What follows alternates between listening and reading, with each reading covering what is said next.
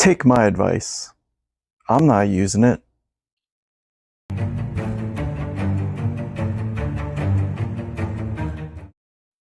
Hey, what's up, flocking model railroaders? It's Alan here from Mason-Dixon Railroad.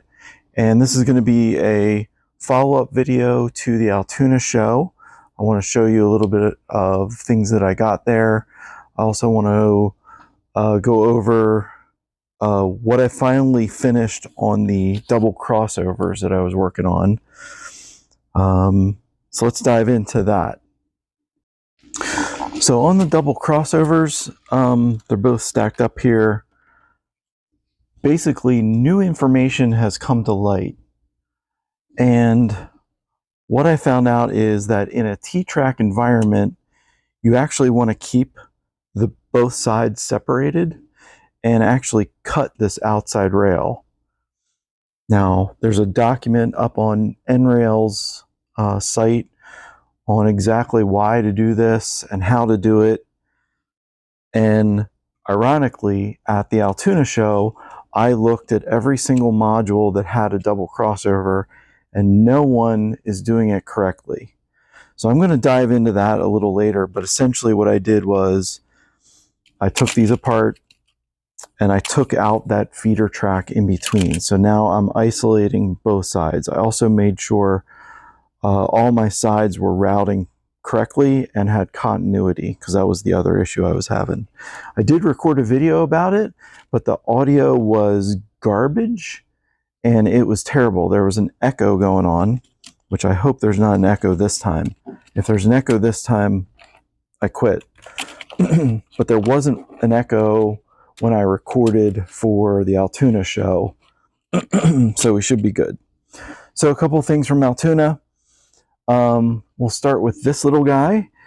This is a Mud Creek Models build that I did at the show.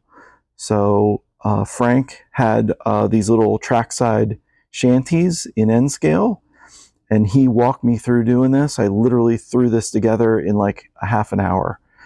It's not the best, but it's not terrible. And sitting there trackside next to a switch, I think it'll look perfect. A little bit of paint and weathering, and it'll be a great addition to a layout. I have a bunch of Mud Creek model kits. Well, a bunch. I have two of them with another trackside shanties in that kit. So I'll end up with 4 total. And Frank did those for free at the show. I got my picture up on his Facebook page. So if you want to see my ugly mug up there, it's up there. But the way he showed to do this was really cool. He made it so easy.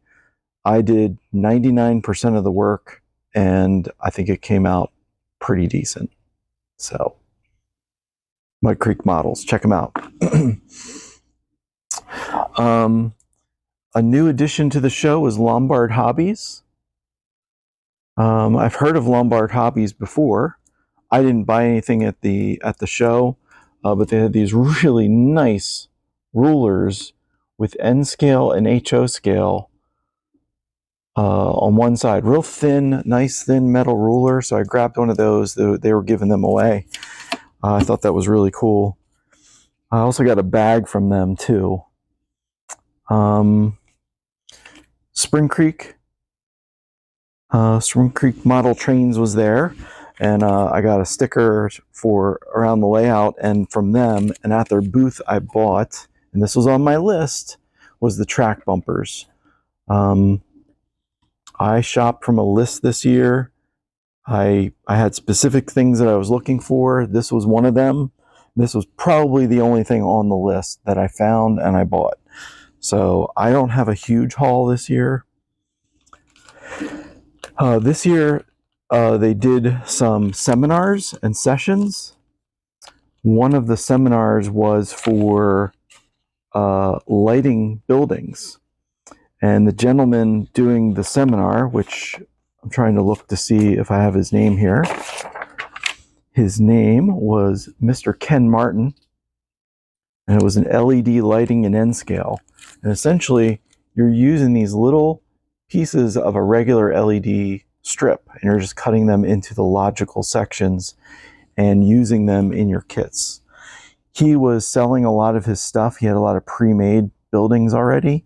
He had this kit for sale. I paid $15 with the lights for it. I thought that was a great deal. Also from his booth, I got some N-scale corrugated roof materials, just what was left in this package. That will come in handy.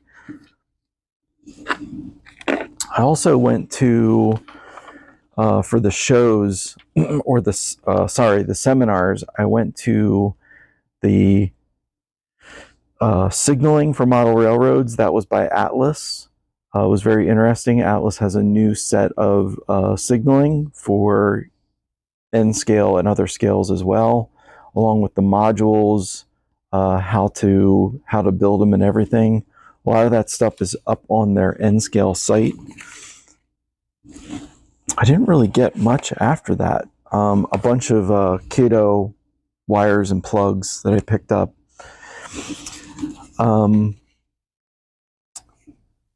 This was not free, but someone gave it to me. This was from Denny at the show. Dennis has an article in here for his layout. You might be familiar with this layout, or you've seen it. I've filmed it in person a few times and have it up on my channel. It's an N-scale layout, and it's like a corner module. And in this article, in the N-scale July-August, he goes through how he built it. It's a modular layout that he takes to shows, so it's portable. And this will be a 2 or 3 part series. So if you're interested, grab one of these and learn about that. At the show, they had the Cowcatcher magazine, so I'll be reading that. One of the freebie handouts, if you got there early enough, was this antique envelope with a pad of paper in it. And this is from the Warren Car Company in Warren, Pennsylvania. So I don't know how old it is, but the envelope was a little rusty. It kind of rusted on the paper there. I thought that was really cool. Just a neat piece of antique memorabilia. It's still railroad related, I'm assuming. But other than that, oh, here's another LED that I got at the session, the training session. So other than that, it was just a bunch of freebie handouts and whatnot.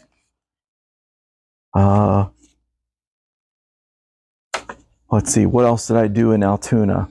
I camped out with a buddy of mine, so we were really close to the convention center, which was very convenient. We went out to eat a lot, so we had a lot of great food.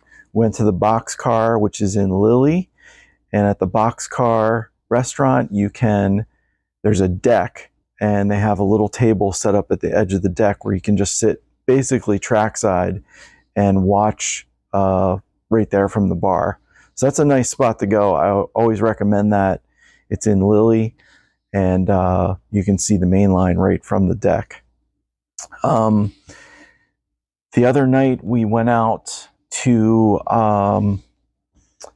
we did hit the Brickyard, which was funny because we got to the Brickyard and a bunch of guys were there rail fanning, and as soon as we got our chairs out, a intermodal train was heading, I think, southbound. And it wasn't a long train, but it went through. And then basically that was it for like an hour.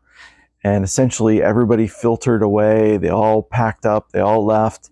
And eventually it was just 3 or 4 of us sitting there chatting for a while. And eventually 2 of the guys got up and left.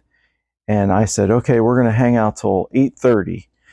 And at like 8:29, I was like, all right, let's just get in the car and get going. And as soon as we open the doors to the car, the bells and the gates go off. The gates come down, the bells go off, and what was it that came by? It was the helper set was going into Altoona, and shot by us. Luckily, we were only a couple steps away, so we were able to catch it. I don't even know if I got a video of that. If I did, I'll throw it in at the end of this video. So, you know what I say? That's one hell of a way to run a railroad. Thanks for watching, guys. You film this one? I am.